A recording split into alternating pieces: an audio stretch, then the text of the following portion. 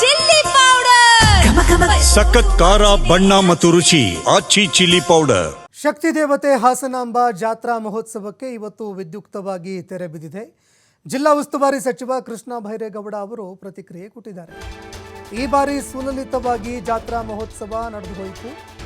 ಯಾವುದೇ ಸಮಸ್ಯೆಗಳು ಎದುರಾಗಲಿಲ್ಲ.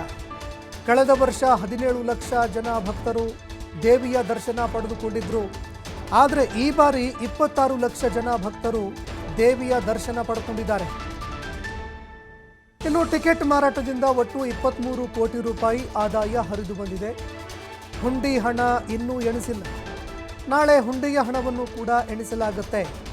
ಇನ್ನು ಇದೇ ಮೊದಲ ಬಾರಿಗೆ ವಿದೇಶದಿಂದ ಕರೆಗಳು ಕೂಡ ಬಂದಿದ್ದಾವೆ. ಮುಂದಿನ ವರ್ಷ ಮತ್ತಷ್ಟು ಅಚ್ಚುಕಟ್ಟಾಗಿ ನಾವು ಈ ಹಬ್ಬವನ್ನು ಮಾಡ್ತೀವಿ ಅಂತ ಮಾತನಾಡಿದ್ದಾರೆ. ಹಾಸನ ಜಿಲ್ಲಾ ಉಸ್ತುವಾರಿ ಸಚಿವ ಕೃಷ್ಣ ಬೈರೇಗೌಡ ಪ್ರತಿಕ್ರಿಯೆ ಕೊಟ್ಟಿದ್ದಾರೆ.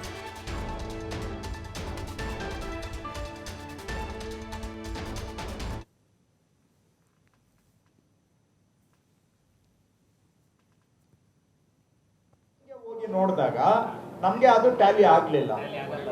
ಆಮೇಲೆ ಇನ್ನೊಂದು ನೋಡಿದ್ವಿ ನಾವು, ಸಾಮಾನ್ಯವಾಗಿ ಇಲ್ಲಿ ಪ್ರಸಾದ ಎಷ್ಟು ಹೋಗ್ತಾ ಇದೆ, ದೊನ್ನೆ ಪ್ರಸಾದ ಮತ್ತೆ ಲಾಡು ಎಷ್ಟು ಹೋಗ್ತಾ ಇದೆ ಅದನ್ನು ಕಂಪೇರ್ ಮಾಡಿದ್ವಿ. ಅಲ್ಲೂ ನಮ್ಗೆ ಕನ್ವಿನ್ಸ್ ಆಗ್ಲಿಲ್ಲ. ಆಮೇಲೆ ಈಗ ಟಿಕೆಟ್ಗೂ ಅಟ್ಲೀಸ್ಟ್ ಟಿಕೆಟ್ ಗಿಂತ ನಮ್ಗೆ 10 ಟೈಮ್ಸ್ ಧರ್ಮ ದರ್ಶನದಲ್ಲಿ ಬರ್ತಾರೆ, ಟಿಕೆಟ್ಗಿಂತ 10 ಟೈಮ್ಸ್. ಅದನ್ನ ಕಂಪೇರ್ ಮಾಡಿದ್ರೆ ಅದಕ್ಕೂ ಈ ನಂಬರ್ಗೂ ಟ್ಯಾಲಿ ಆಗ್ಲಿಲ್ಲ. ಸೊ ಹಾಗಾಗಿ ನಾವು ಯಥಾ ಪ್ರಕಾರ ಏನು ಹಿಂದಿನಿಂದ ಒಂದು ವಾಡಿಕೆ ಇದೆ, ಪೊಲೀಸು PWD ಅವರು ಒಂದು ಎಸ್ಟಿಮೇಟ್ ಮಾಡ್ತಾರೆ, ಅದರ ಮೇಲೇನೆ ಹೆಚ್ಚಾಗಿ ರಿಲೈ ಆಗಿದ್ದೇವೆ.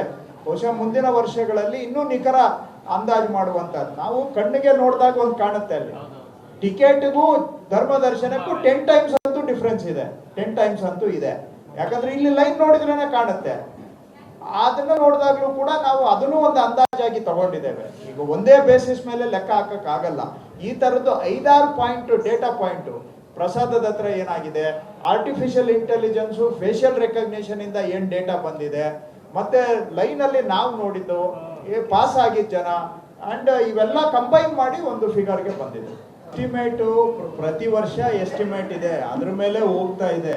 ನಾವು ಈ ವರ್ಷ ಆರ್ಟಿಫಿಷಿಯಲ್ ಇಂಟೆಲಿಜೆನ್ಸ್ ಯೂಸ್ ಮಾಡಿ ಒಂದು ಪ್ರಯೋಗ ಮಾಡಿ